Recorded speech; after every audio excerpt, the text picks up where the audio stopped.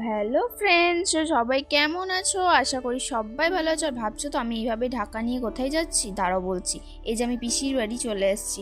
আর পিসির বাড়িতে এসেই আমি পিসিদের বাগান দেখতে গিয়েছিলাম। দেখি প্রচুর কামরাঙা হয়েছে। তো পিসিকে আমি বললাম, চলো পিসি আমি কামরাঙা পেরে নিই, আমি কামরাঙা মাখা খাবো।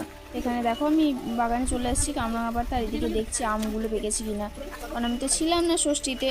ষষ্ঠীতে আমি মামার বাড়ি গিয়েছিলাম, আর আমার পিসি গাছে আম খাওয়া হয়নি, ওই জন্য আমি চলে এসেছি। তারপর দেখলাম আম পাড়তে এসে দেখছি কামরাঙাগুলো পেকে গেছে।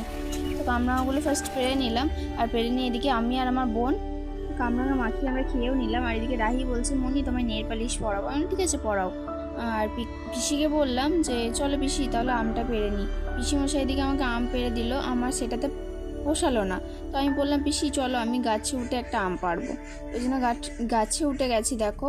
আর এদিকে একটা আম পেরে নিয়েছি, গাছে থেকে একটাই পেরেছি। আর সবগুলো কাঁচা ছিল যেগুলো এখন আছে। আর পিসি এখানে আমাকে ভরে দিচ্ছে ব্যাগে আম, পেঁপে। তো চলো বাই বাই সবাইকে, পরের ভিডিওতে আবার সবার সাথে দেখা হচ্ছে।